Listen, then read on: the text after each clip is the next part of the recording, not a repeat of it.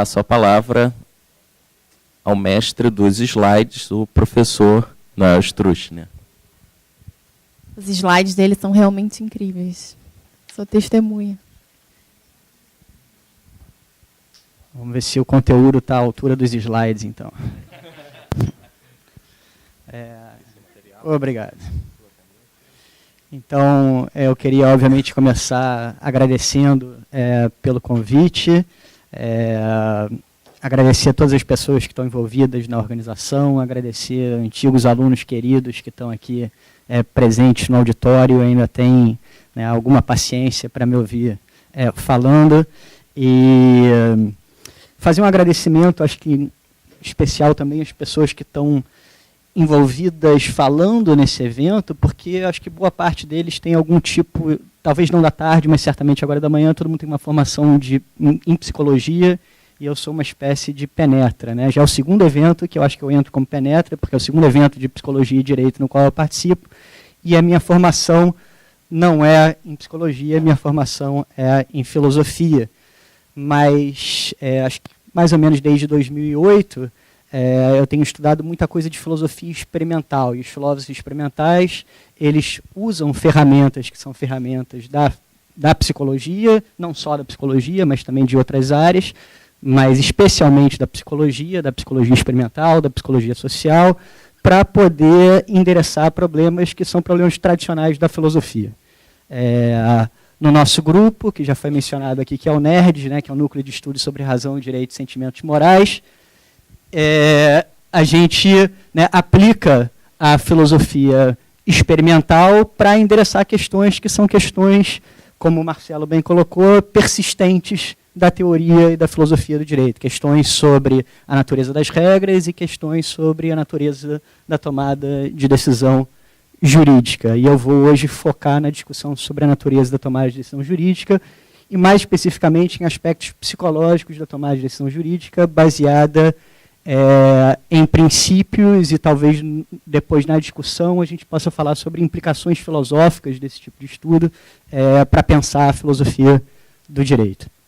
Então, eu queria começar com uma espécie de analogia, né? Eu acho que é interessante, o Marcelo é um grande fotógrafo, então ele pode me ajudar aqui, né, se eu falar alguma besteira sobre fotografia, mas eu acho que a gente pode pensar o direito como essas máquinas fotográficas contemporâneas que são ultra sofisticadas e que facilitam muito a vida do fotógrafo, né? Eu acho que o direito é construído mais ou menos como essas máquinas fotográficas.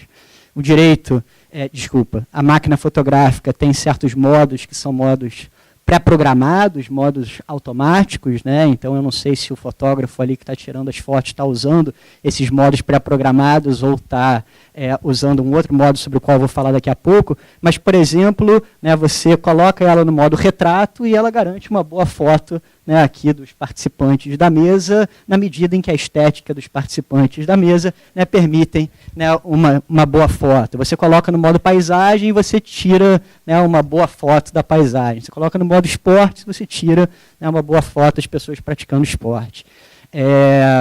Mas essas máquinas fotográficas, elas também contêm um outro modo, né, que é o modo manual. E esse modo manual ele pode ser utilizado quando os modos pré-programados, né, da máquina, eles se mostram ou insuficientes ou, de alguma maneira, insatisfatórios. Então, você pode colocar lá no modo manual e fazer os próprios ajustes da máquina como você acha, né, que deve ser feito.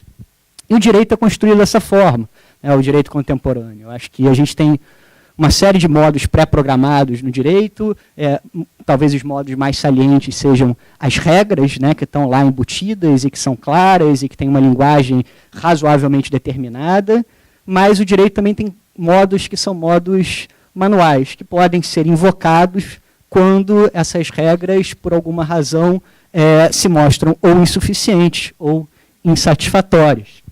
Aliás, uma das grandes críticas hoje em dia é que os juízes se sentem muito à vontade para colocar o direito o tempo todo, né, no modo manual, negligenciando os modos pré-programados, né, que são os modos, as regras, né, do direito. E os modos assim, mais típicos, né, de colocar o direito no modo manual, provavelmente envolvem, né, invocar princípios que são princípios moralmente carregados. O mais saliente de todos é o princípio da dignidade da pessoa humana, mas hoje em dia as pessoas já também estão usando, invocando outros, né, princípios, como, por exemplo, o princípio da felicidade. Então eu queria falar sobre esses dois, né? Eu queria falar sobre o princípio da dignidade e sobre o princípio da felicidade. Algumas pesquisas que a gente levou adiante no NERD sobre esses dois princípios. Então vou falar sobre o princípio da dignidade da pessoa humana primeiro, e aí só um exemplo, né, de como o princípio é invocado para colocar o direito no modo manual. Então esse é um caso que foi parar no STJ, era uma pessoa que estava com retinite pigmentosa, é uma doença degenerativa das células da retina, e a pessoa começa a perder a visão, eventualmente a pessoa vai ficar cega,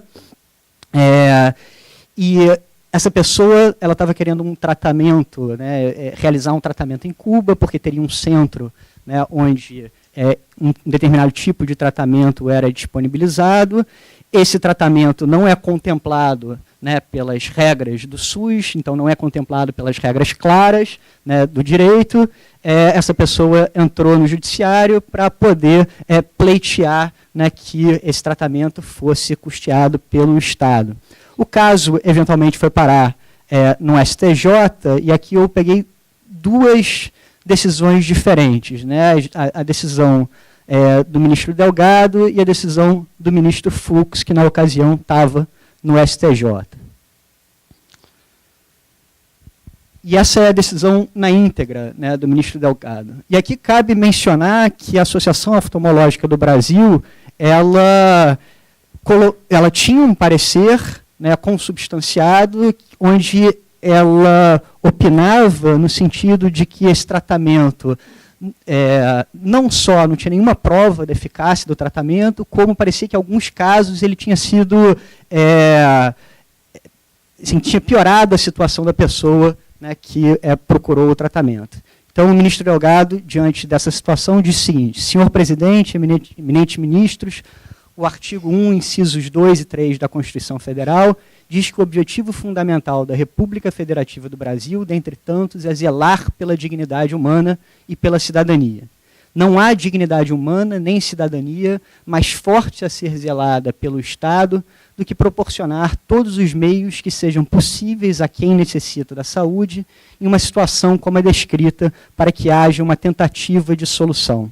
Não me impressiona a discussão científica a respeito, porque não é o que está em jogo.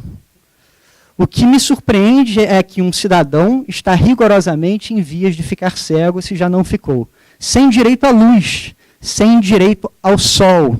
E a ironia aqui é que se ele olhar para o sol, né, ele vai também ficar cego, né? Enfim, ao mínimo direito do cidadão, que é a visão. Concedo a segurança. A decisão do ministro Fux, e essa é quase a decisão no seu inteiro teor também, eu suprimi algumas partes, é muito parecida, vai no mesmo sentido, e ele diz: sou um perseverante escudeiro da dignidade da pessoa humana, dos valores imanentes à vida e à esperança do ser humano.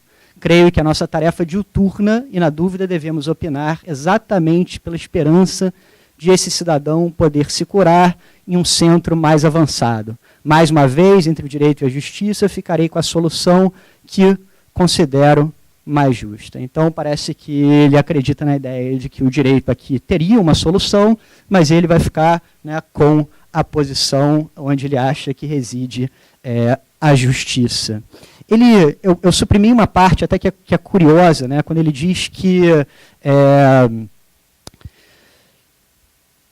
só Deus que não está sujeito a erros, né? Então, disso ele extrai, né, e eu achei, né, curioso isso, disso ele extrai, né, imediatamente que a Associação Oftalmológica, né, brasileira pode estar errada. Né? E é verdade, ela pode estar errada, né, mas eu acho que ele precisaria, né, falar um pouco mais além disso, né, para poder sustentar, né, essa posição. Bom, esse é um caso, é claro que tem toda a sorte de casos onde as pessoas invocam o princípio da dignidade da pessoa humana. ora de formas mais interessantes e sofisticadas, ora de formas que parecem ser um pouco menos cuidadosas.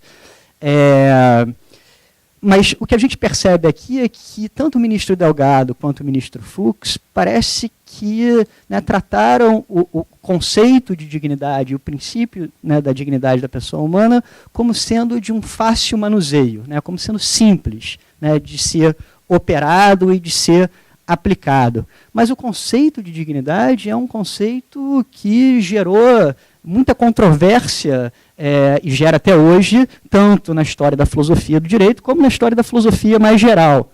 Né? Então você tem, e não só na filosofia, né? Até mesmo no âmbito das ciências cognitivas, você tem autores, né, como o Pinker, que vão falar que, né, o conceito de dignidade é um conceito vazio. Eu escolhi aqui um desses autores que tem uma posição bastante provocativa em relação à noção de dignidade, que é o Schopenhauer.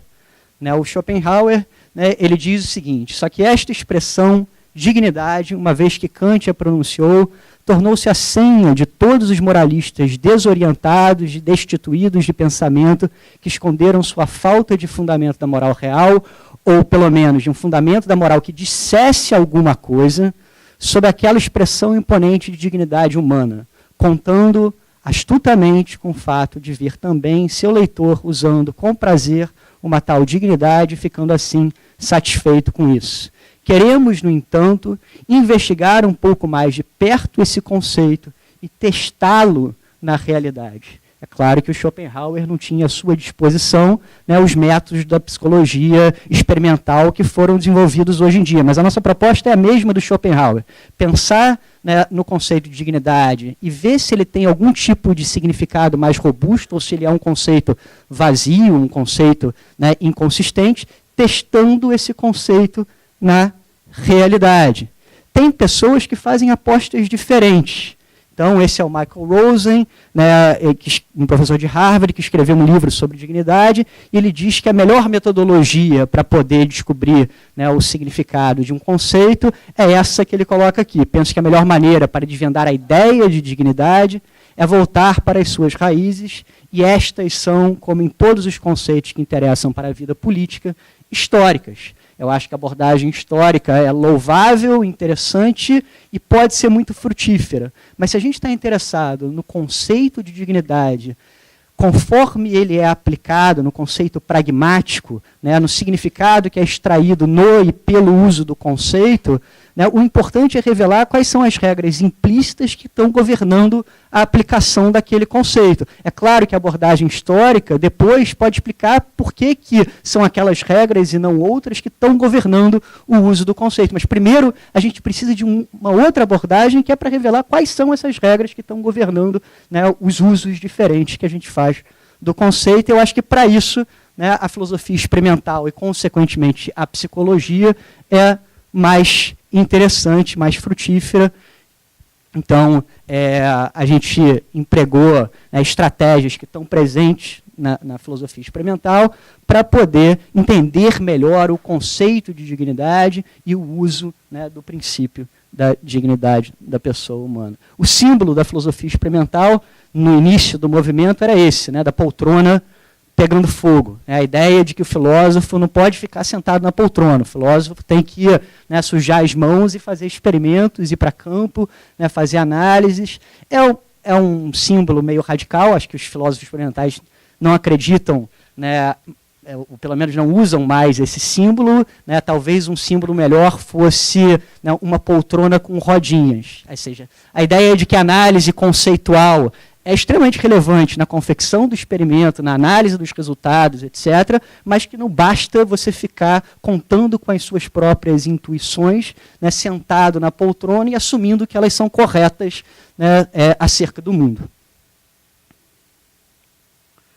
Então, a minha preocupação específica em relação ao princípio da dignidade e ao conceito de dignidade era ver se esse conceito ele está sujeito àquilo que filósofos experimentais e psicólogos chamam de paradoxo do abstrato e do concreto. O Marcelo falou de problemas de framing, né, de como a gente arma o problema. Esse é um exemplo, né, de um problema de framing. Ou seja, será que se eu armar o meu problema, se eu armar o meu caso, o mesmo caso, de uma maneira mais abstrata ou de uma maneira mais concreta, isso vai afetar a maneira como as pessoas vão usar os conceitos para fazer referência a essas situações? Ou fazer julgamentos a partir do conceito sobre essas situações? Então você varia o grau de abstração ou de concretude para poder ver como que as pessoas estão aplicando e entendendo o conceito. Então eu vou apresentar para vocês alguns experimentos que foram feitos não por mim, mas por outros filósofos experimentais, para testar em que medida, né, esse fenômeno, né, dessa variação em função da abstração ou da concretude estafeta certos conceitos. E vendo esses exemplos de outros psicólogos e filósofos, acho que vocês vão entender mais ou menos o que eu estava buscando no meu experimento. Então esse aqui primeiro é um experimento do Knobe e do Joshua Knobe e do Shawn Nichols, né, que eles estão discutindo o conceito de responsabilidade. Então, o que eles fazem? Primeiro, eles apresentam um caso que é um caso abstrato. Eles falam, olha, no universo A é possível que uma pessoa... Eles descrevem um universo um universo que é totalmente determinístico. Um universo onde tudo que acontece necessariamente tinha que acontecer. Um universo, se você sabe, né, as leis da física e as condições iniciais do universo, você tem como prever absolutamente tudo que vai acontecer. Então, tudo que acontece nesse universo A, necessariamente tinha que acontecer. E aí eles fazem a seguinte pergunta. No universo A, é possível que uma pessoa seja moralmente responsável, né, por suas ações? Sim ou não? E aí o que acontece é que nessa condição, que é a condição abstrata, de acordo com eles, a maior parte dos sujeitos do experimento, 86% das pessoas que participaram, deram a resposta incompatibilista. O que isso significa? Significa que elas entenderam que o conceito de responsabilidade não é compatível com o sentido de determinação. Ou seja, o mundo determinístico não é compatível com a atribuição de responsabilidade.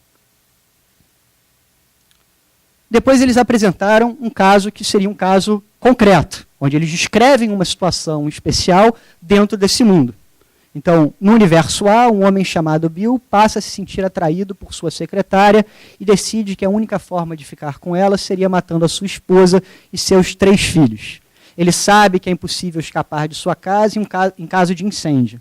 Antes de sair para uma viagem de negócios, ele arma um dispositivo no porão que incendeia a casa e mata a sua família.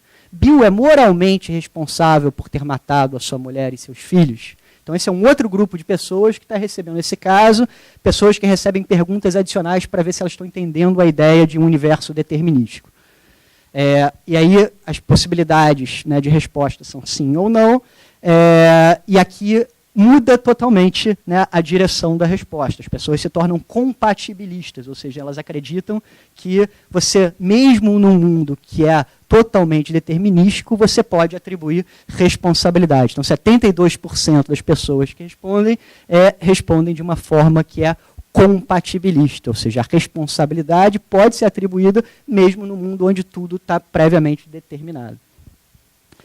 Uma outra estratégia que o Shawn Nichols utiliza agora com uma outra autora é fazer o caso ser mais ou menos concreto, alterando, né, a distância, né, fazendo com que o caso ou seja mais próximo daquele que está respondendo o questionário, que está respondendo a pergunta, ou fazendo com que a situação descrita seja mais afastada daquele que está respondendo a pergunta. E aí uma coisa que eles descobrem é que a gente costuma ser mais incompatibilista, né, quando a gente está falando sobre universos distantes, sobre planetas distantes, e mais compatibilista na situação mais concreta, que é, né, no nosso próprio planeta.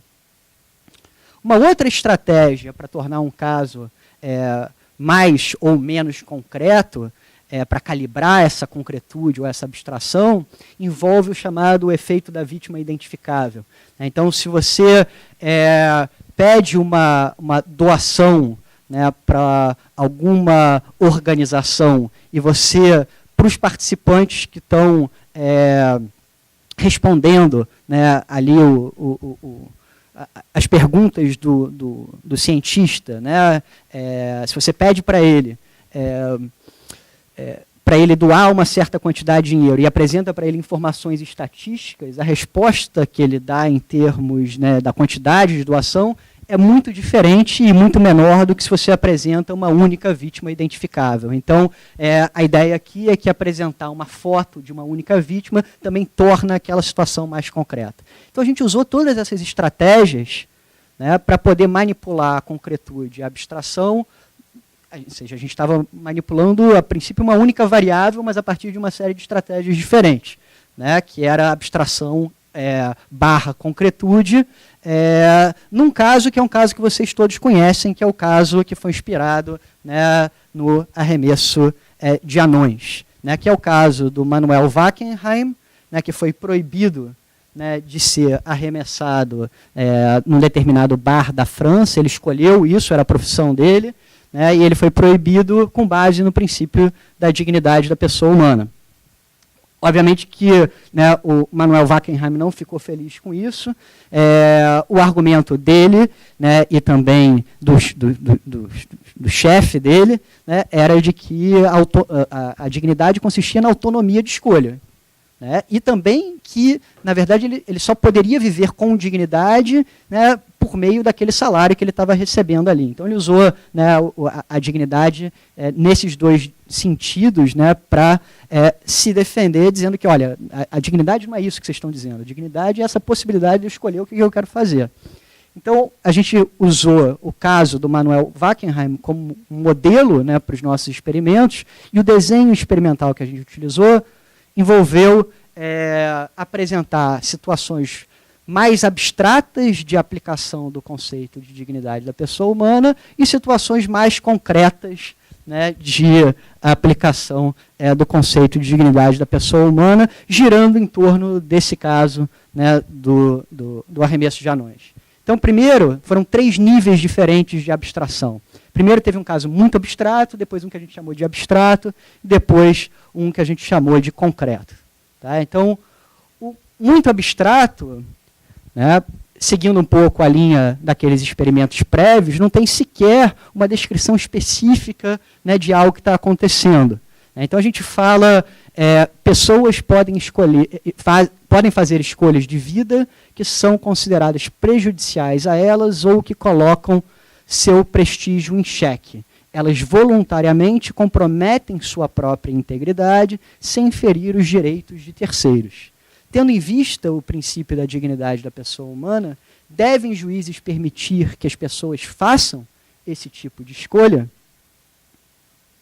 Então, vocês podem ir gravando qual seria a resposta de vocês, né, para cada uma dessas perguntas. A gente tinha uma situação, ou uma condição, que era uma condição abstrata. Na condição abstrata, diferentemente da condição muito abstrata, a gente já tinha um caso, né, de arremesso aqui. Alguns bares realizam uma competição de arremesso de anões. Um anão, livre e explicitamente, manifesta o desejo de ser arremessado e é contratado pelo bar. Durante as competições, este anão é arremessado por 2 equipes.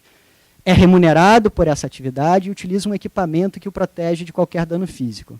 Essa competição anima o local. As pessoas riem do anão e os bares que têm essa atração estão sempre cheios. E depois tinha um caso, que era um caso, tinha pergunta, né, tendo em vista o princípio da dignidade da pessoa humana, deve o juiz permitir que um anão, conforme sua escolha, seja arremessado? E depois tinha um caso concreto.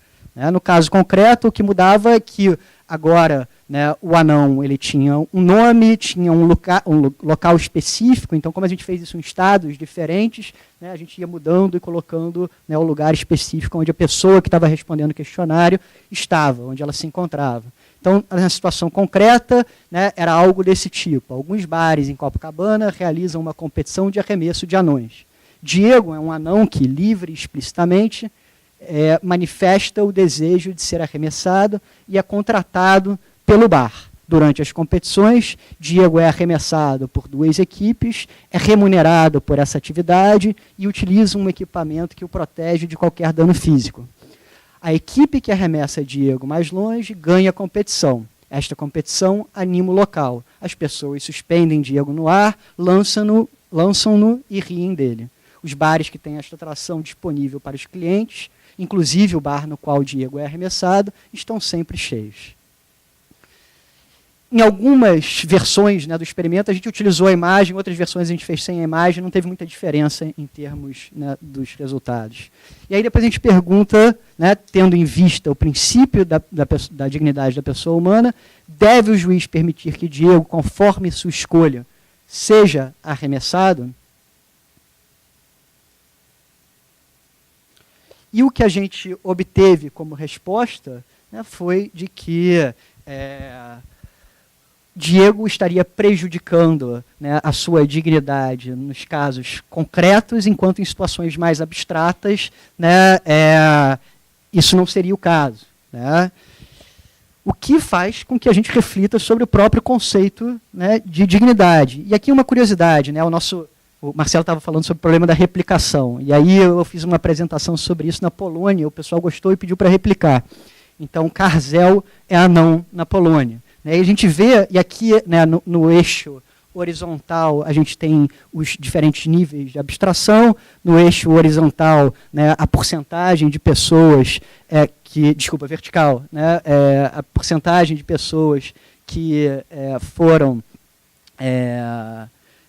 que acharam que o anão não poderia, né, ser arremessado com base no princípio da dignidade da pessoa humana, e a gente vê claramente uma transição, né, quando você tem o caso apresentado de forma mais abstrata, que é essa primeira linha que está aqui, né, só 25% das pessoas entenderam, né, que um pouco mais de 25% das pessoas entenderam, né, que o conceito de dignidade poderia estar relacionado com algo como integridade ou honra ou algo desse tipo. Quando você vai tornando o caso mais concreto, as pessoas passam a associar o conceito de dignidade mais a ideia de honra, né, e a ideia de integridade ou algo relacionado a isso, e menos a noção de autonomia.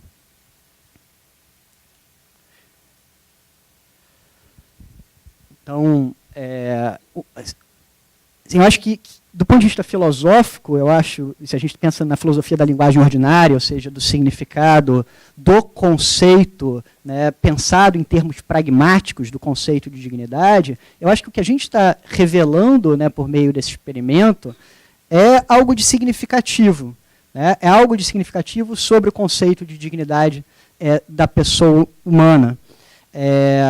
A gente está mostrando, repara, que o desacordo, né, sobre o conceito não é apenas aquele desacordo que a gente já conhece, que é o desacordo mais óbvio, que é o desacordo intersubjetivo entre pessoas diferentes. Que pessoas diferentes tenham concepções diferentes sobre a dignidade da pessoa humana, né, é algo que a gente já sabe, eu não trago nada de novo, né, quando a gente menciona esse tipo de coisa. Mas perceber que esse desacordo é mais profundo, né, e mais significativo, porque é um desacordo que não é só intersubjetivo, mas que é intrasubjetivo, né, que é o mesmo agente, né, diante de variações na concretude ou na abstração, na construção do problema, que tem concepções diferentes, né, acerca do conceito de dignidade da pessoa humana, né, eu acho que faz com que a gente possa ser mais cético em relação, né, a esse conceito ter algum tipo de significado mais robusto.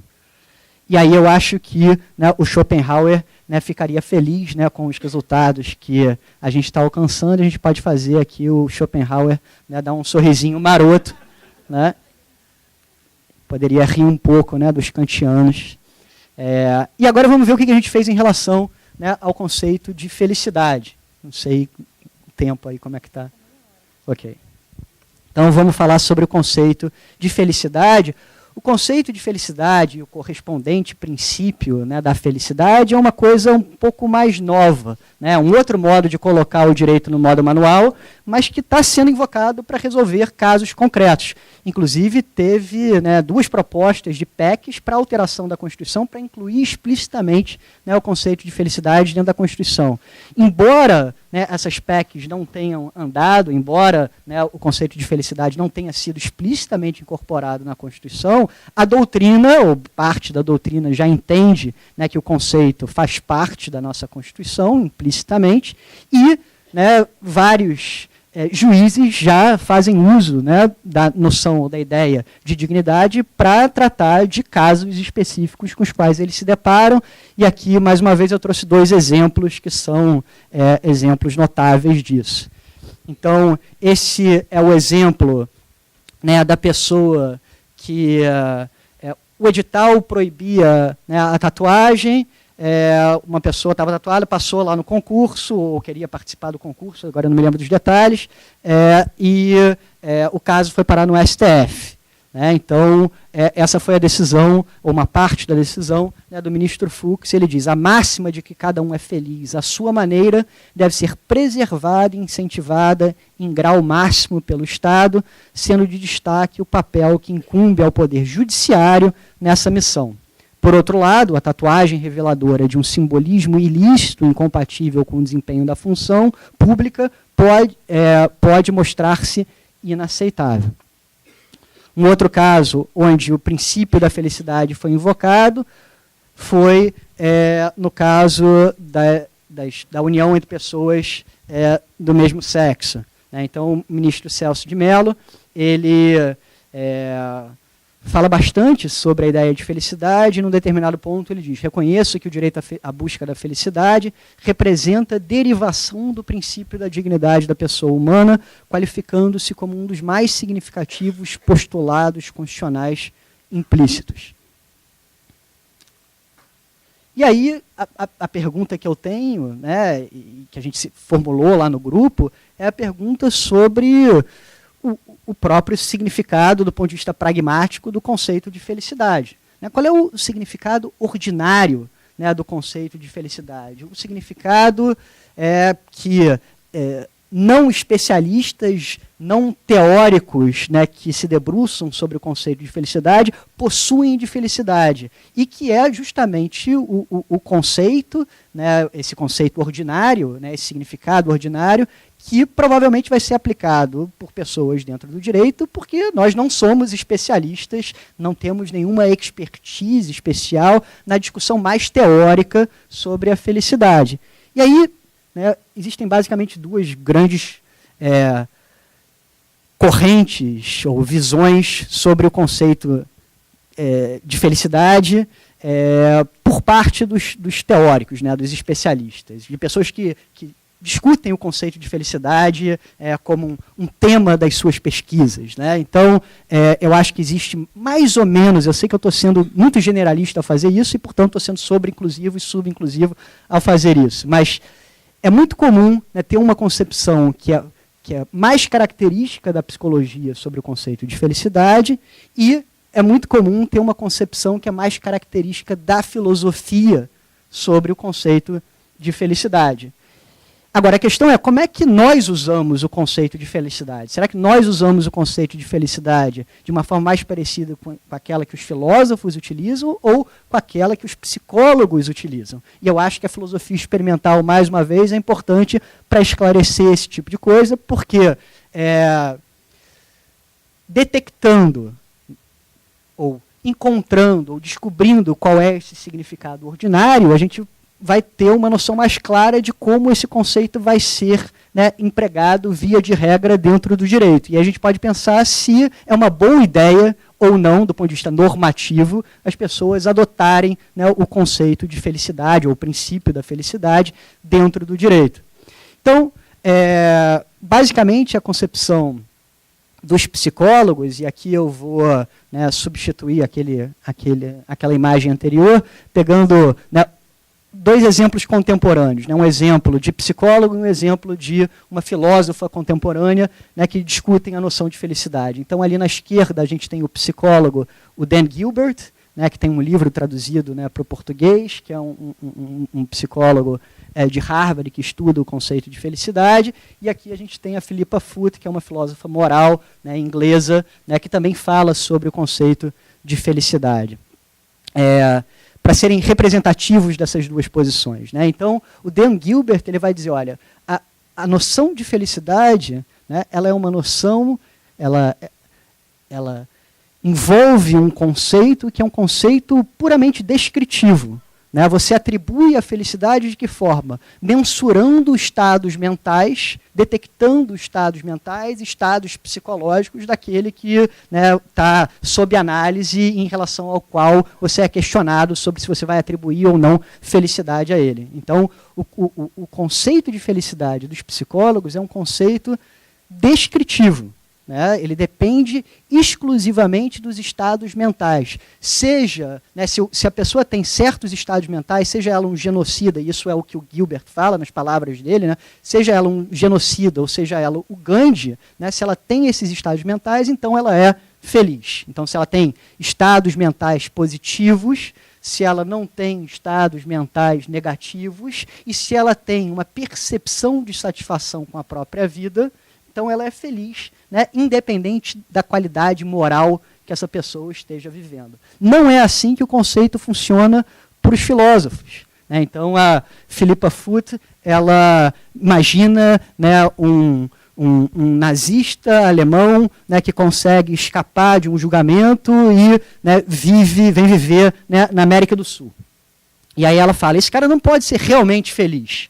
Não tem como ele ser realmente feliz. Então, alguma coisa está faltando aí. Que é uma ideia que vem desde Aristóteles, né? Que você só é verdadeiramente feliz se você está vivendo uma vida que vale a pena ser vivida do ponto de vista moral.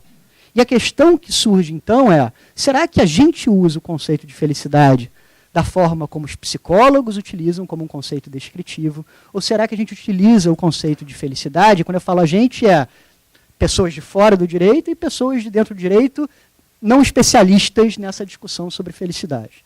Né? Ou será que a gente utiliza o conceito como os filósofos utilizam o conceito, que é, né, como um conceito normativo? Ou seja, não é suficiente a existência daqueles estados mentais, mas também é necessário que a pessoa esteja levando adiante uma qualidade de vida, tenha uma vida que seja boa, né, do ponto de vista moral. E aí o que a gente fez aqui foi replicar um experimento que já tinha sido feito nos Estados Unidos pelo Phillips e uma série de outras pessoas que participaram do experimento. E esse é um artigo que está em análise lá na revista. Né? Então, o que a gente fez foi o seguinte, né, seguindo esse outro experimento, mas agora a gente fez com pessoas de dentro do direito para ver se acontecia mais ou menos a mesma coisa e de que forma as pessoas de dentro do direito iriam utilizar o conceito de felicidade. A gente teve 4 situações diferentes. Né? Primeiro, a gente testou como as pessoas usam o conceito de felicidade, depois o conceito de infelicidade. Então, no primeiro cenário, a gente apresentou uma moça chamada Maria, que estava vivendo uma vida feliz do ponto de vista psicológico e que estava vivendo também uma vida que a gente imaginou que as pessoas iam considerar como sendo moralmente boa. Tá? Então, a Maria, ela tinha relações significativas, ela preservava as amizades antigas dela, ela tinha vários projetos pessoais e projetos para os filhos que eram nobres, e assim por diante. E no final do dia, embora Maria chegasse em casa cansada e trabalhasse muito, né, e fizesse muita coisa, quando ela pensava, né, sobre a própria vida e as pessoas também olhando para ela, percebiam que ela tinha um alto grau de emoções positivas, um baixo grau de emoções negativas e que ela tinha uma satisfação pessoal com a própria vida. E a gente perguntava, né, para as pessoas, vocês acham que Maria é verdadeiramente feliz ou que Maria é realmente feliz? Depois a gente comparou esse caso com, né, a mesma Maria vivendo uma vida que não era uma vida que muitos considerariam como sendo uma vida moralmente boa. Né? Era uma vida que era moralmente suspeita, mas que apresentava as mesmas características de felicidade psicológica. Então ela tinha um alto grau de emoções positivas, um baixo grau de emoções negativas e tinha uma satisfação pessoal com a própria vida, embora, né, a vida que ela levasse era uma vida na tentativa de ser, né, uma celebridade em Los Angeles. Então ela traía os amigos antigos, não conversava mais, ignorava os amigos antigos quando ela encontrava com eles na rua, ela se drogava, mas ela estava perfeitamente bem, né, com essa história. Depois a gente fez a mesma coisa em relação ao conceito de infelicidade. Então a gente apresentou uma Maria que era infeliz do ponto de vista psicológico numa vida moralmente boa e uma Maria que era infeliz do ponto de vista psicológico numa vida que era moralmente questionável. E qual foi o resultado? O resultado foi, né, que as pessoas estão dispostas, né, a atribuir felicidade num grau quase máximo para Maria, né, nesse caso que está aqui para Maria, que vive uma vida moralmente boa, mas as pessoas não estão dispostas a atribuir, né, verdadeira felicidade para Maria, que vive uma vida moralmente questionável. Por outro lado, o conceito de infelicidade, né, ele é um conceito que não varia em função da qualidade moral da vida que está sendo levada. Ou seja, o conceito de infelicidade funciona como os psicólogos dizem que funciona. Mas o conceito de felicidade funciona da forma que os filósofos sugerem, né, que funciona. A gente detectou que essa simetria está presente não só, né, no homem comum, como também, né, no advogado. Então aqui é só o conceito de felicidade, a gente vê que a assimetria existe, né, no conceito, no homem que não é jurista e também no jurista. E aí, só para tentar concluir e unir, né, as duas discussões, é provável que as pessoas que responderam, né, que o anão não poderia ser arremessado, né, também dissessem, né, que o anão não poderia ser verdadeiramente feliz naquela situação. Né? Qual é a preocupação, né, relacionada a isso? Porque se a gente usa o conceito da forma, dentro do direito, da forma como os filósofos usam o conceito, isso significa que os juízes vão invocar a sua própria bússola moral, né, para determinar, né, quando que alguém pode ser ou não pode ser verdadeiramente feliz. Né? E se a gente acha isso preocupante, a gente tem boas razões para não querer, né, fomentar o uso desse conceito dentro do direito. É claro que isso depende do grau de confiança na bússola moral, né, dos juízes que a gente tem. Né?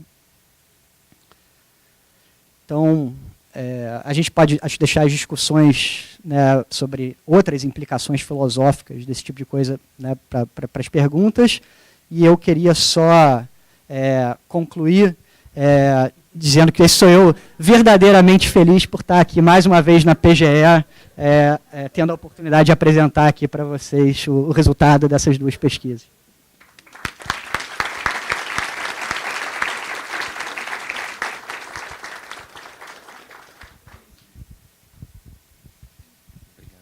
Está aí a prova dos melhores slides do mundo, né, do filósofo geral do estado do Rio de Janeiro. Bom, agradeço a todos a atenção. Vou fazer duas breves perguntas, mas no intuito de estimulá-los a fazerem as suas perguntas. Só peço que sejam razoavelmente objetivos, né, evitar aquela pergunta palestra, né, que a pessoa fica falando meia hora, depois pergunta, você concorda ou discorda? E só resta ao expositor falar, concordo, discordo. Né? Então, tentar ser objetivo. Então, a minha primeira pergunta, seguindo a ordem, vai para o professor Luiz. Ele fez, na primeira parte da palestra, uma breve evolução linear da psicometria. Né? E isso tem muito a ver com a parte metodológica, né? Depois a aplicação dos experimentos. E aí ele mostra um certo preconceito da área em aplicar essa quantificação, essa mensuração, nos domínios, digamos, das ciências do espírito, das ciências humanas. Né? E aqui o que importa para a gente é o direito. Então, a gente viu nos slides na fala do Noel né, que o direito, embora tenha um certo entusiasmo tecnológico, às vezes ele pode ser bem refratário a certas aplicações. Então, o Marcelo falou um pouco de questões práticas, né, fez uma exortação, digamos assim, para uma aplicação maior, um estudo, levar mais a sério a psicologia na sua interseção com o direito. E a minha pergunta é como superar esse preconceito metodológico em relação à psicometria. Obrigado pela pergunta, uma pergunta provocadora. Muito interessante se a psicologia lidasse com girafa, elefante, qualquer outro animal não humano. Na verdade, a psicologia lida com seres humanos desde a época de sua criação, cada qual com uma perspectiva diferente, e tem se mostrado minoritariamente aceita a minha corrente, sem sombra de dúvidas, entre as pessoas que falam sobre essa área, e majoritariamente aceita entre todas as pessoas que utilizam serviços psicológicos. Na verdade, quando fala-se sobre psicologia e a ideia de preconceito, é uma ideia de narrativa posterior àquilo que a gente faz. Uma curiosidade, nós estamos fazendo algumas pesquisas hoje, de uma maneira muito interessante. Será que aquelas pessoas que têm depressão, elas se beneficiam de tratamentos psicológicos? Acho que sim. Será que essas pessoas se beneficiariam desse mesmo tratamento se fosse dado no ambiente online? É uma pergunta, não é? Mesmo porque as pessoas têm pouco tempo, às vezes, para sair das suas casas, e muitas vezes, em função do nível daquela patologia que ela apresenta, ela não vai. Por razões óbvias, não é? Se você parar para pensar, por detrás dessa resposta, que tem uma metodologia muito adequada, você tem tudo menos preconceito. Você tem um interesse sincero e verdadeiro no bem-estar de outra pessoa, você tem um interesse sincero e verdadeiro não somente no bem-estar pela pessoa narrado, mas pelo entorno que aquela pessoa tem, e melhor, você quer avançar a ciência de uma maneira que ela consiga fazer uma interação. Tem um artigo que eu gosto muito, que inclusive fui eu que escrevi, por isso que eu gosto muito. Tem uma tradição na psicologia, uma tradição meio que cavernosa, pegando a palavra do Marcelo, é uma tradição que eu acho péssima, que tenta colocar que existem tantas formas de pensar a psicologia, que o termo psicologia não é um termo muito adequado. Nós deveríamos colocar, em vez de psicologia, psicologias. Essa tradição ela foi sendo colocada, inclusive, em livro, e o nome do artigo, de uma maneira bastante proposital, é a psicologia não se escreve com S, porque, de fato, não se escreve, não é? Tentando mostrar que a psicologia, mesmo a partir de diversas narrativas, tem o mesmo condão, que é o condão científico. Eu, psicólogo, ao fazer uma pesquisa como essa, eu converso com um colega da engenharia que tem interesse em desenvolver um software que faça a mesma coisa, converso com um colega da estatística que tem um interesse verdadeiro em verificar como a gente pode separar sinal e ruído. Sinal é tudo aquilo que a gente tem interesse em pesquisar, ruído é tudo aquilo que nos atrapalha, e certamente aquela pessoa que está lá na ponta, aquela pessoa que eventualmente sofre depressão, que é uma das patologias mais graves que tem, mesmo porque a gente não consegue visualizar tão facilmente, não é? Ela vai se beneficiar. Então, eu não vejo como preconceito. Na verdade, eu vejo como uma tentativa sincera, não somente honesta, mas diferente daquela boa vontade que a gente quer fazer, mas embasada, que pode, lá na frente, fazer com que essas pessoas tornem suas vidas mais felizes, né? No sentido mais amplo ou coloquial da palavra. Tá bom? É isso.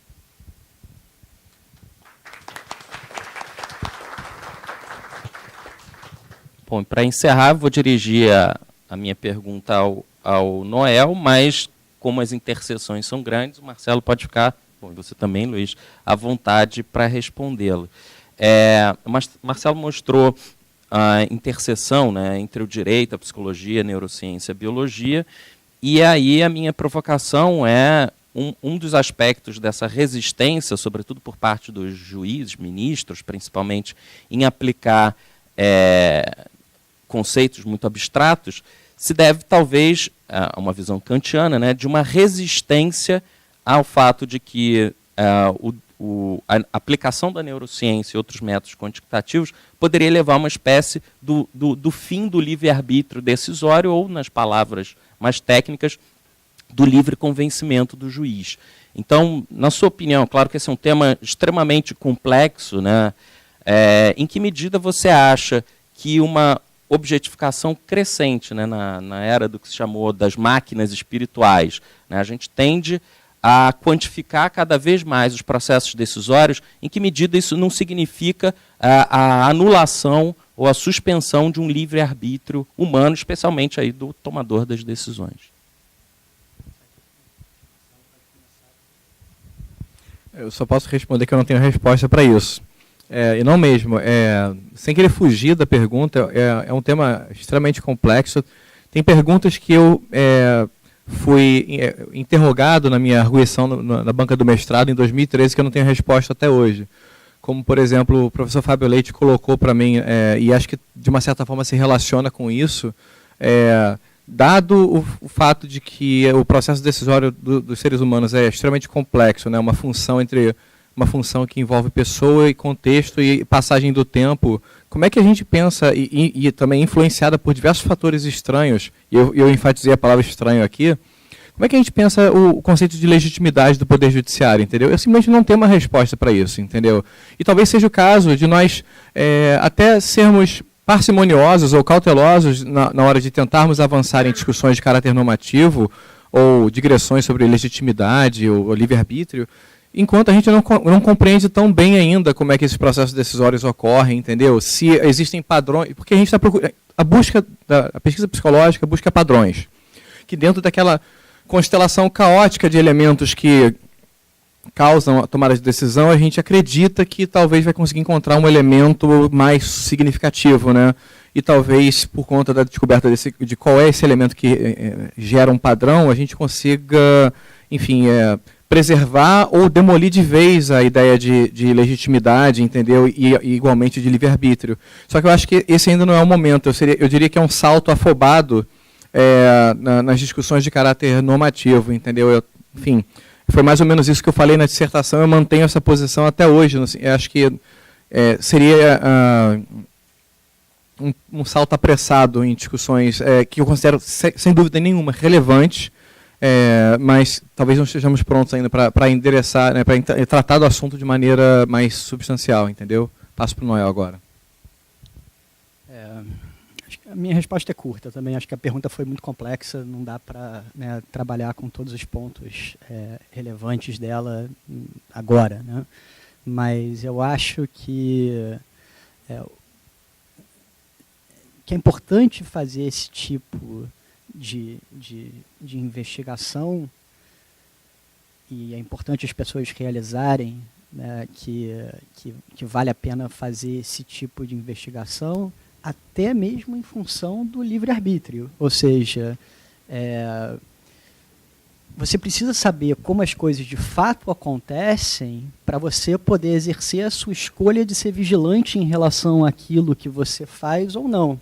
Se você não sabe exatamente como você está operando, se essas coisas ficam meio escondidas porque elas não são reveladas pelas pesquisas, né, cuidadosas, e hoje a gente já tem muitas metodologias diferentes para poder revelar, né, o que efetivamente está acontecendo, apesar, muitas vezes, até mesmo daquilo que cientistas cognitivos chamam de impenetrabilidade cognitiva. Ou seja, o próprio agente não percebe que aquilo está acontecendo, né? Mas outras pessoas fazendo pesquisas cuidadosas podem revelar para ele o que está acontecendo. E um primeiro passo para você poder, né, fazer opções e escolhas do ponto de vista normativo sobre o que vale a pena ser feito e o que não vale a pena ser feito, é você saber o que acontece para você poder escolher de que, não só, né, se você vai ser vigilante em relação àquilo ou não, mas como que você vai ser vigilante em relação àquilo que de fato acontece, que de fato você faz, muitas vezes sem perceber que você está fazendo.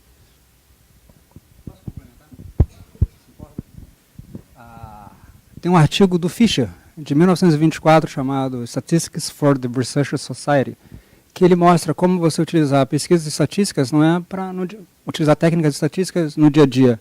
Ele começa falando o seguinte: é uma ingenuidade muito grande achar que as coisas têm causa, e que a causa é uma só. Na verdade, com mais se estuda estatística, mais a gente vê que um paradigma do tipo, se eu botar duas equações, uma sobre a outra vai dar esse valor sempre, é uma ingenuidade, uma ingenuidade de 200 anos. Na verdade, com mais a gente percebe, principalmente estudando não somente seres humanos, mas máquinas, em que as respostas são determinadas a priori, você percebe que tem uma variabilidade. A grande revolução que a estatística ofereceu à ciência foi justamente estudar essa variabilidade, que até então a pessoa achava que era um erro aleatório, que alguns erros são, de fato, outros erros não são.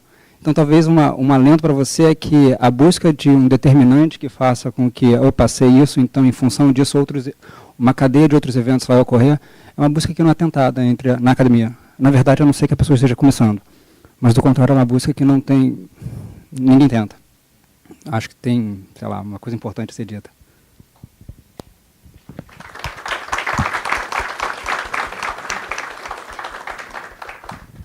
Bom, então passo a palavra, não sei como é que a gente faz tecnicamente. Alguém tem alguma pergunta? Então, espera, 1, 2, 3, 4. E por favor, sem querer ser chato, objetivamente. E diga a quem você dirige a pergunta. Sim, meu nome é Cláudia, obrigada por estar participando do evento. A minha pergunta, eu acredito que seja multidisciplinar, então eu estou jogando para a mesa. Mas, direcionando inicialmente aqui para o doutor Marcelo, me chamou a atenção esse estudo que o senhor está fazendo, todas essas posições na questão do estímulo e as questões sociais. Eu me levei a pensar no psicopata. Eu não sei se eu viajei muito quando o senhor estava levantando isso. Por ele ter essa questão da ausência, quando você levantou da necessidade que nós temos de tentar ao máximo, numa tomada de decisão, abstração, para tentar chegar a um sucesso, né? E aí o senhor colocou, eu achei interessante, que mesmo a gente fazendo esse esforço, você não consegue se abster do afeto, dependendo do grau. Eu lhe pergunto, eu poderia, pensando no psicopata do cotidiano, né? Eu poderia ter esse tipo de avaliação, ou não? Ou viajei muito? Olha, eu não tenho certeza. Tome com Grano Salles a resposta que eu vou dar, e até, de repente, convém passar para o Luiz para ele me ajudar aqui na parte da psicologia do psicopata. Enfim, realmente se afirma que o psicopata tem algum tipo de déficit afetivo, né? Uma incapacidade de se colocar no lugar do outro, ou pelo menos a desconsideração dos efeitos perniciosos do seu comportamento no outro, né? E isso poderia ser levado em questão se a gente pensar que o processo decisório envolve algum tipo de afetividade. Mas eu não tenho condições de responder, sinceramente, eu não sei a resposta para isso. Eu não sei em que medida, se e em que medida esse déficit afetivo do psicopata compromete a sua conação, sua volição. Me parece plausível a gente pensar na hipótese de que o comprometimento da parte afetiva, do aspecto afetivo do psicopata, não seja de tal monta que o impossibilite a escolher um dos caminhos, entendeu? Porque existem diversas...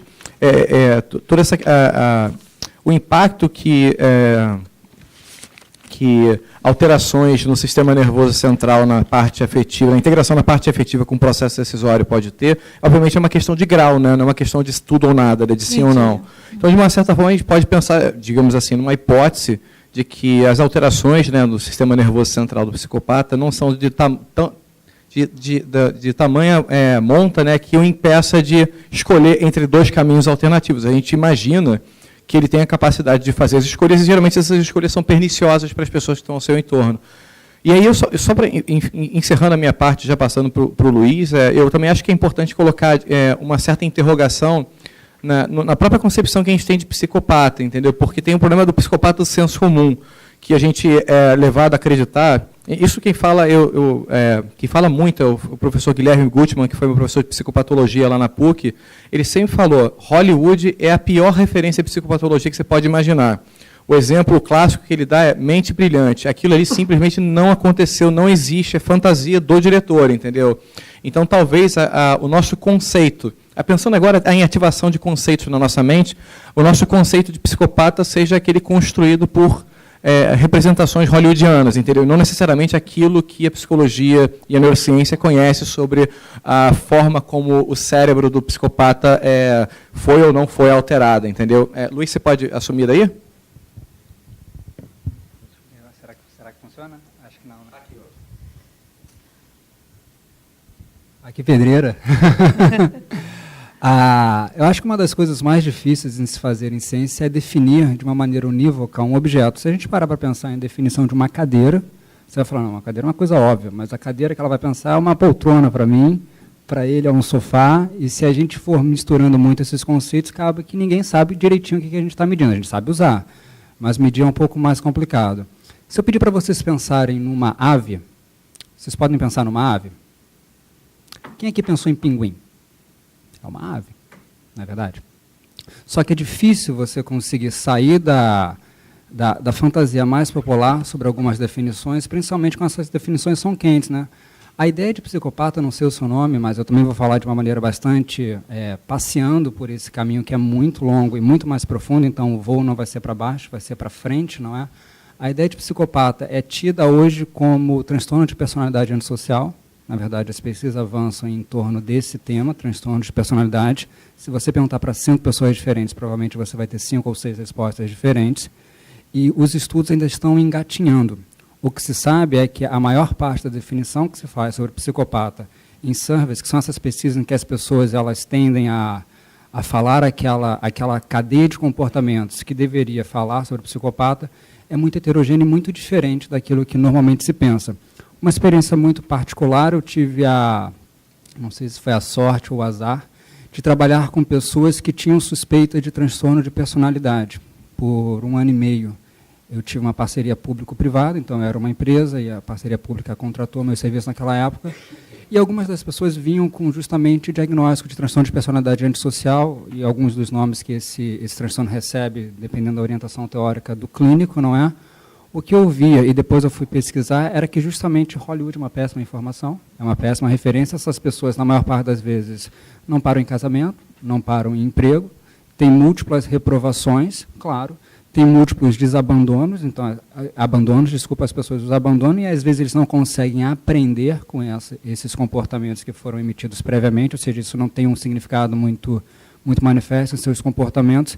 Tem uma frustração muito baixa, não é? Tendo em vista que aquilo ali não diz grande coisa para ele, mas eles são totalmente diferentes, ou pelo menos em grande parte diferentes daquilo que a gente tem no imaginário. Uma pessoa muito inteligente, que ela vai manipular algumas situações muito particulares de uma maneira minuciosa e conseguir enganar. Normalmente o que a gente chama de psicopata é aquilo que a gente utiliza termos menos particulares no trânsito, quando alguém nos fecha e faz alguma coisa indelicada conosco. O termo psicopata, que não é bem o termo que a gente utiliza, nós utilizamos transtorno de personalidade, na maior parte das vezes, tá bom? Ele tem uma definição severamente diferente. E uma curiosidade, não é? Algumas pessoas elas pegam a psiquiatria como se fosse um vilão. Eu falo, olha, a psiquiatria está colocando muitos diagnósticos que até então não existiam nas pessoas. O DSM-5, o DSM é como se fosse um código que nós utilizamos de uma maneira bastante liberal, em detrimento das patologias, está na sua 5ª edição, desde 2013, e o DSM-5, pela primeira vez, em relação a transtornos de personalidade, deixou isso bastante claro. Uma das poucas coisas que eles fizeram foi diminuir alguns transtornos que eram classicamente catalogados pela psiquiatria, e deixar um alerta para o leitor do DSM, não é? O que aquilo ali não é. Não que aquilo ali seja, mas o que aquilo ali não é. Espero que eu tenha te ajudado pelo menos um pouquinho, uma resposta parcial. A segunda pergunta, rapidinho. Posso, não? Fala no final. Pode falar no final, né? Ou talvez todos façam as perguntas. A Natália vem em todos os eventos do Sejur, então ela tem prioridade para fazer perguntas. E foi campeã da residência também. Eu queria fazer uma pergunta para o doutor Marcelo, sou residente aqui, e tem a ver também com a pergunta do doutor Leonardo, mas com muito menos conteúdo, claro, do que o doutor. Né? Eu queria perguntar se não seria uma saída para essa questão, para essas questões morais, né, e fora da decisão, um processo de justificação da decisão maior, né, mais robusto, para que conferisse realmente uma legitimidade democrática, né, ao Poder Judiciário. E eu li um livro muito interessante do professor Cláudio Pereira de Souza Neto, que é Jurisdição Constitucional, Democracia e Racionalidade Prática. Ele trouxe uma perspectiva de uma volta da razão prática, né, lá dos filósofos, lá da Grécia, né, e trazendo um conteúdo de racionalidade prática, ou seja, uma justificativa do processo de decisão, do processo decisório, de todo o iter procedimental até a tomada de decisão pelo juiz. e se isso não seria uma saída para essas questões morais saírem de um aspecto subjetivo e passarem por todo o iter procedimental até a tomada de decisão e fazendo com que desse a essa decisão a legitimidade e diminuísse a tensão entre democracia e o Poder Judiciário. Essa é a minha pergunta. Natália, obrigado pela pergunta. Obviamente, eu não tenho condições de dar uma resposta para isso. Eu continuo em dúvida, eu tenho mais dúvidas e perguntas do que respostas, né? Quanto mais a gente escava, resgatando a metáfora da pá que eu usei aqui no início da minha apresentação, quanto mais a gente escava, mais complexo a gente vê que a coisa entendeu? E mais interrogações a gente tem. Eu me pergunto até que ponto a gente tentar formular o processo decisório em tribunais e tudo mais pode auxiliar a reduzir esses espaços de subjetividade. Bom, no primeiro lugar, uma coisa que vem à mente nenhuma decisão racional é verdadeiramente tomada sem afetividade. Enfim, isso já tem evidências neurocientíficas, né? Como eu falei, o caso do Antônio Damasio. Então, talvez o problema, na verdade, central seja definir aquilo que é, digamos, afetividade espúria ou não relevante para o processo decisório e aquilo que é relevante. É uma discriminação, no sentido da palavra de discriminar, né? Extremamente difícil de fazer, né? Algumas coisas já foram sinalizadas, como, por exemplo, você formular um juízo moral mais severo pelo simples fato de você ser exposto ao fart spray, entendeu? Que me parece um exemplo bastante claro de que é um fator irrelevante da tomada de decisão judicial influenciando, não tomando decisão judicial no caso porque o experimento dizia respeito a juízo moral, mas pode ser importado, digamos assim, né? É um indício de que elementos estranhos e irrelevantes entram no processo causal. Honestamente, eu não sei, eu não tenho condições de estimar se é possível e em que medida a gente tem como reorganizar instituições jurídicas e políticas para que os processos decisórios sejam mais racionais. Provavelmente dá para melhorar. Se eu tivesse que chutar, digamos, é melhor que eu possa te dar um chute, um palpite, eu diria que é possível melhorar, mas eu acho que a gente precisa ainda coletar mais evidências para compreender melhor o que ocorre no Brasil, porque isso é uma questão importante que eu não tive nem tempo de falar, mas questões culturais são relevantes, entendeu, nessas pesquisas. Muitos dos os principais manuais de psicologia social são produzidos com pesquisas realizadas nos Estados Unidos, com um tipo de população extremamente singular, né, que eles chamam de weird people, né, que são pessoas de sociedades ocidentais, industrializadas, democráticas e desenvolvidas. São pessoas que estão expostas a um ambiente tanto nutricional quanto cultural, tudo que você pode imaginar de exposição é diverso do que a gente tem no Brasil. É lógico que, por sermos seres humanos, nós compartilhamos um código genético que, obviamente, formata o nosso encéfalo a se especializar e se dividir em certas seções que são compartilhadas com todos os outros seres humanos. Mas a forma como a cultura entra e modela as nossas funções psicológicas tem relevância. E aí essa é uma questão que está em aberto, porque no Brasil, que existe pesquisa psicológica experimental e psicologia social experimental, existe, não há dúvidas. O pessoal da UNB, lá, do Ronaldo Pilate, o pessoal do Rio Grande do Sul, tem uma tradição fortíssima em psicometria, inclusive. Pesquisas são produzidas, mas não são produzidas relacionando psicologia com direito. E aí essa é a fronteira que a gente está querendo cruzar agora, entendeu? Por isso que eu insisto, eu volto mais uma vez àquela questão na pergunta do Léo, né?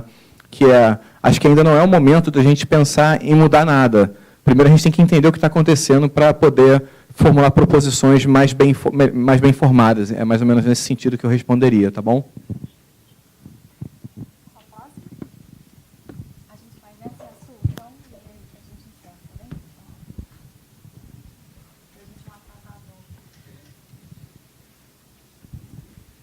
Oi, bom dia. Na verdade, quando eu li o tema do painel, Interseções entre Teoria do Direito e Psicologia, eu pensei até que teria algo sobre a psicologia jurídica.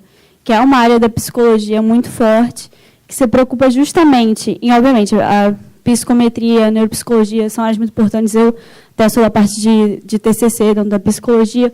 No entanto, essa ideia do método científico de como se fosse uma tática efetiva de apagar a subjetividade de quem estuda, não acontece, como a gente pode ver com Lombroso, por exemplo. Lombroso esteve aí, foi um médico psicologista e que quis pesquisar no indivíduo as causas de periculosidade e delinquência, que são termos até perigosos.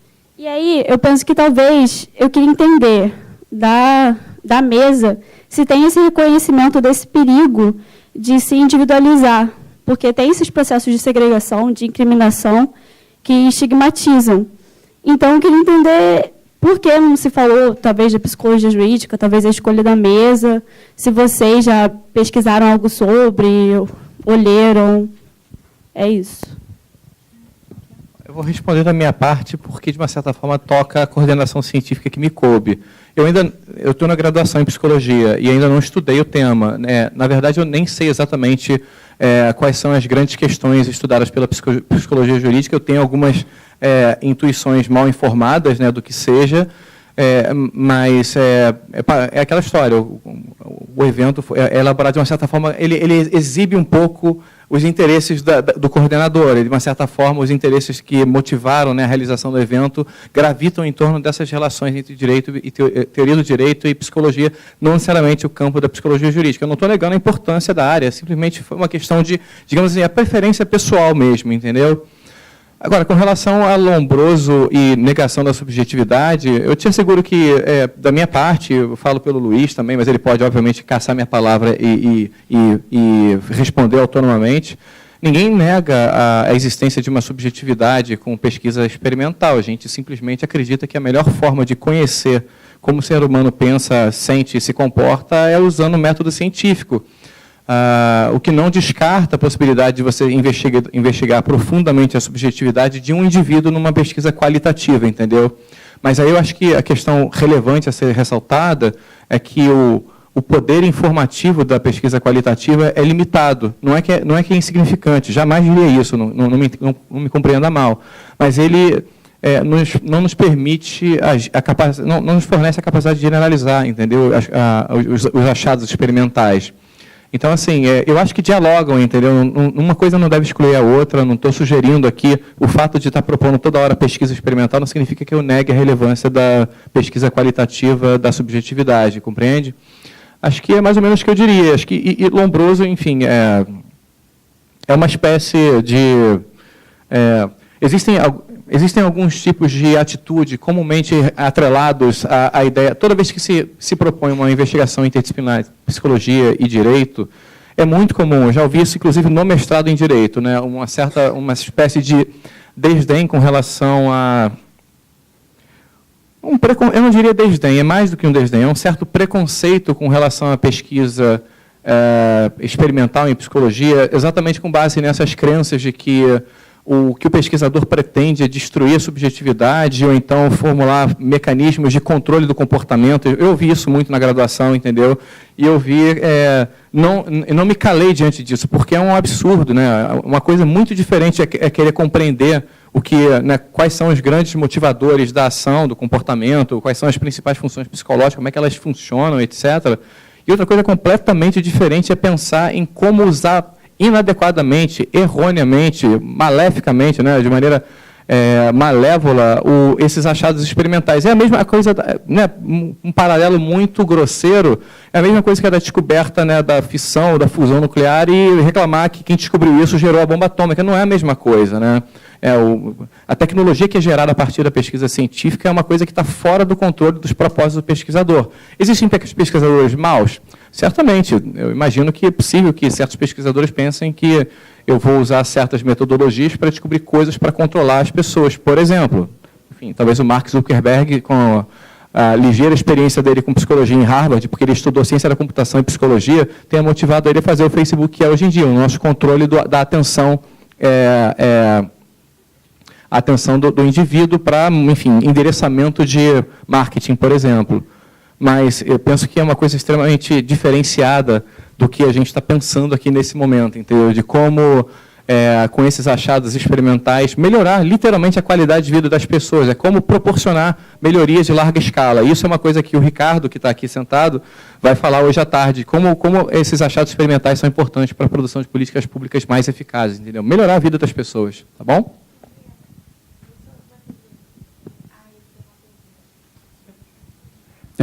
Boa tarde, meu nome é Rodolfo, eu sou mestrando em Direito Constitucional pela UF, mas a minha pergunta vai direcionada ao professor Noel.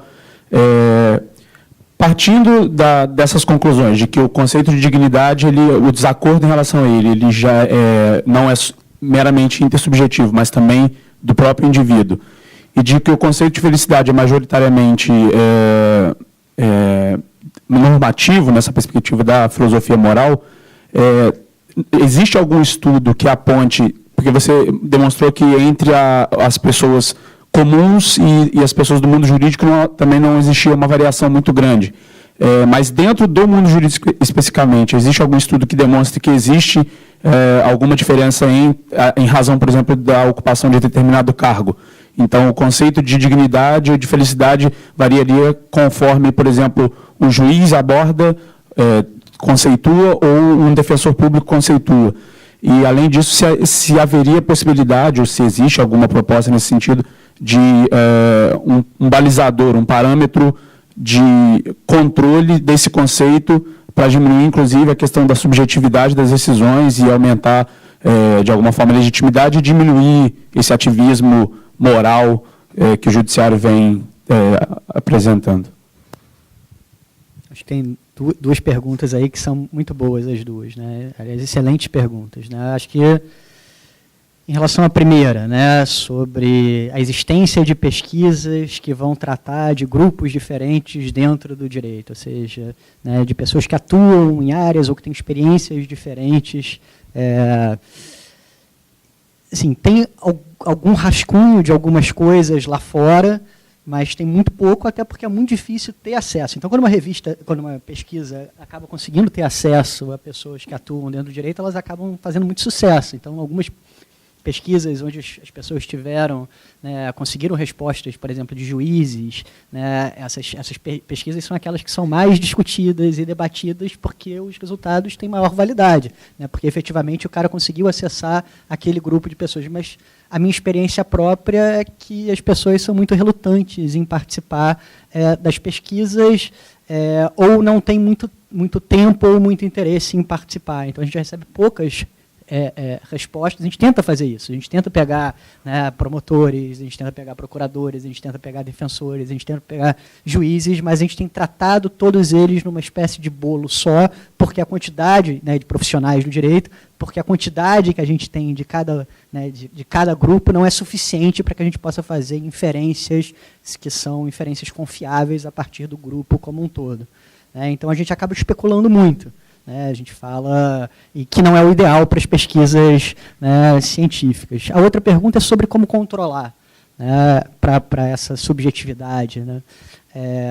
Por exemplo, no caso do abstrato e do concreto,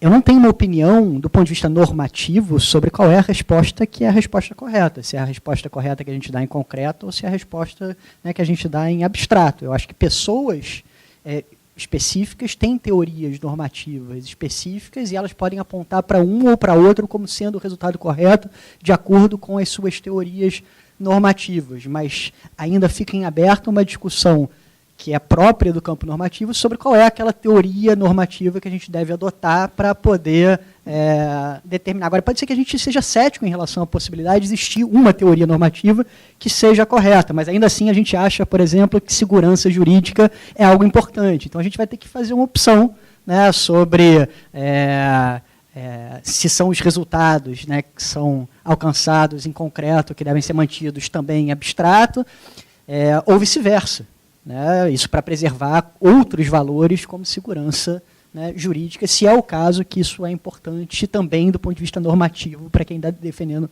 uma determinada posição. Então, eu tenho um artigo com o Ivar Hanikainen, que é uma pessoa que trabalha comigo na PUC, né, que saiu pela Civilística, onde a gente explora várias dessas implicações, né, filosóficas que você está colocando aqui, né, com as suas perguntas. Né? Ou seja, o que a gente extrai do ponto de vista filosófico, não só para a discussão sobre conceitos, porque isso a filosofia é do interesse da filosofia, mas também para discussões filosófico-normativas, né? Ou seja, para aquilo que deveria acontecer em função dos resultados que a gente está obtendo. Né? Como é que a gente dá esse passo, né? O passo do ser, né, para o dever ser? Né? A gente não acha que a gente extrai o dever ser do ser, né? A gente concorda com a falácia naturalista, esse tipo de coisa, mas a gente acha que o dever ser deve ser informado por aquilo que efetivamente acontece. Cláudia, eu queria pedir para você falar com a gente aqui na saída, por favor, que a gente não vai poder continuar por causa do horário da volta. Tá, gente? Desculpa por isso. Eu sei que os temas... Eu mesmo tinha uma pergunta que eu queria fazer, mas eu vou deixar para depois. Mas eu queria agradecer a todos, inclusive no Facebook, a gente transmitiu online, teve centenas de visualizações. Não fomos derrubados nem quando a gente falou do Mark Zuckerberg. Então, tá tudo bem. E eu queria dizer também que se vocês virem no meu Facebook alguma notícia ruim sobre mim, é fake, tá? A Nathalie é legal. E a gente volta 2 horas. Obrigada, pessoal.